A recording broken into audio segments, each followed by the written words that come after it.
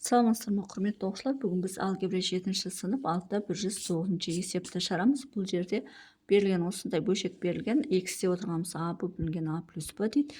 Осы өрнекті ықшамдау қажет. Оны ықшамдау үшін, яғни x-тің орнына міне осыны қоямыз, сол келсе есептеп шығару керек. Яғни x-тің орнына не істейміз? А б бөлінген а плюс б-ны x-тің орнына қойып минус а дейміз.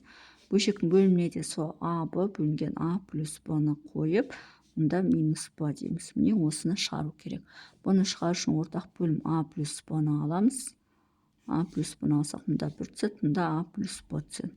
Енді мына жерде а б болады, минус а квадрат болады, минус а б болады. Бөлу. Мына жерде де а плюс б-ны ортақ бөлімге берсек, мына жерге 1 түседі, мына жерге а плюс б түседі. Неге? Мына жерде бөлшектің бөлімде 1 бар деп есептейміз. Мынада бөлімде 1 бар деп есептейміз. А б болады, минус а б болады, минус б квадрат болады. Енді осы жерден мына а б мен минус а б жойылады. Болады алымда минус а квадрат бөлінген а плюс б. Бөлшектің бөлімінде де мына мен мынау жойылады. Минус б квадрат бөлінген а плюс б болады. Енді мына бөлу болғандықтан көбейтуге айналдырып жібереміз. Сонда минус а квадрат бөлінген а плюс б-ны көбейтуге айналдырсақ, онда минусына бөлшектің бөлімінің алымның орны ауысып кетеді. А плюс б алымына кетеді, б квадрат бөліміне кетеді.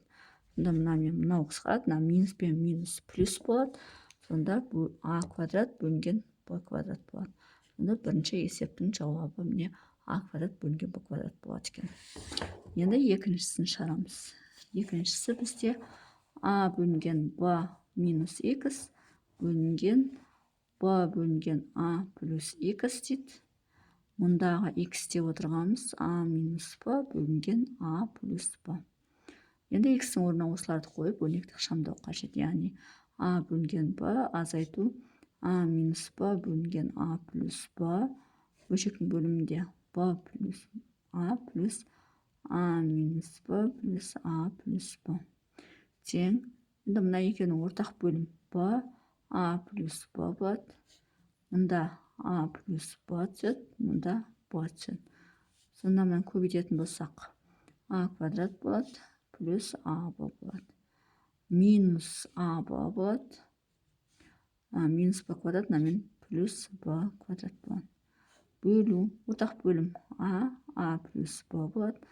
Мұнда а плюс б түседі, мұнда а түседі. Мына екеуін көбейтетін болсақ, а б болады, плюс б квадрат болады.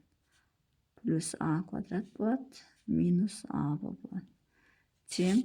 Енді ұқсас мүшелерді біріктіретін болсақ, мына мен мына жойылып, бізде а квадрат плюс б квадрат бөлінген б а плюс б болады. Бөлшектің бөлімінде мына екеуі жойылып, а квадрат плюс б квадрат болады, бөлінген а плюс б болады. Тең. Мына алымын сол күйінше жазамыз, яғни а квадрат плюс б квадрат бөлінген б а плюс б болады. Көбейтуге айналдырсақ, бөлме алым орны ауысып кетеді. Сонда а плюс б бөлінген а квадрат плюс б квадрат болады. Тең. Енді осы жерде мына мен мынаны қысқартамыз, мына мен мынаны қысқартамыз, а бөлінген б қалады. Сонда екінші есептен а бөлінген б шығады екен. Сонымен есептің шығару жолы осындай. Егер есептің шығару жолы түсінікті болса, лайк басып, комментарий жазып, каналыма тіркеліп кетсеңіздер болады.